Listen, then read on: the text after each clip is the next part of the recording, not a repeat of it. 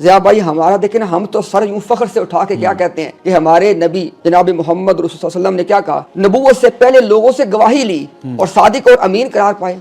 مرزا صاحب نے اپنے جب کیریئر کا آغاز کیا ہے نا 1878-79 میں، انہوں نے کہا جی کہ میں نے اسلام کی حقانیت کو ثابت کرنے کے لیے ایک کتاب لکھ دی ہے، اور اس میں میں نے 300 ایسے دلائل قلم بند کر دیے ہیں کہ اسلام کی حقانیت اس میں ایسی ہوگی کہ جو غیر مسلم اس کتاب کو پڑھے گا سوائے اسلام قبول کرنے کو اس کے پاس کوئی چارہ کار نہیں ہوگا۔ ٹھیک ہو گیا؟ اس نے کہا اب مجھے چاہیے پیسے، مجھے پیسے دو تاکہ میں کتاب پبلش کر سکوں۔ یہ کب کی بات ہے؟ 1878-79۔ اچھا، پھر انہوں نے خود کہا کہ اس کتاب کو میں شائع کروں گا 50 جلدوں کی شکل میں، 50 والیوم۔ اچھا جی، اب 1884 تک، اچھا لوگوں نے پھر پیسے دیے۔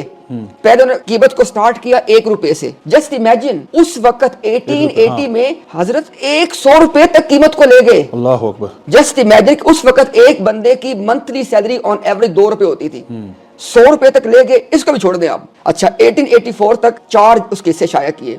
لوگوں نے کہا مرزا صاحب نے پیسے دیے ہیں آپ کو پوری کتاب کے، ہمیں کتاب دیں۔ اچھا، مرزا صاحب نے ان کو 1891-92 یعنی 10 سال تک کیا کہتے رہے کہ میں چھاپوں گا، میں اور تحقیق کر رہا ہوں۔ پہلی بات تو آپ نے کہا میں کتاب لکھ چکا ہوں، تحقیق کس بات کی آپ کر رہے ہیں؟ چلیں اس کو بھی چھوڑ دیں۔ 10 سال تک کیا کہا کہ don't worry I will publish the book, you will get your copy.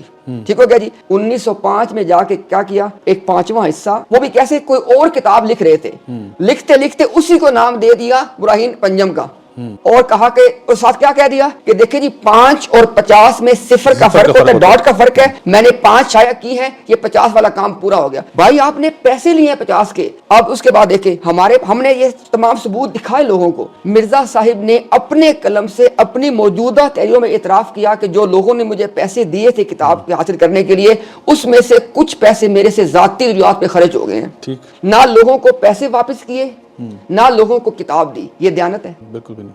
اب میں نے کہا اس کے کتنی باتیں ہیں، صرف اس اب ایک مثال سے دیکھ لے کہ جو آدمی مالی معاملات کے اندر دیانت نہ دکھا سکا، اور بتائیں اس کو آپ ہمیں کہا نبی مان لو۔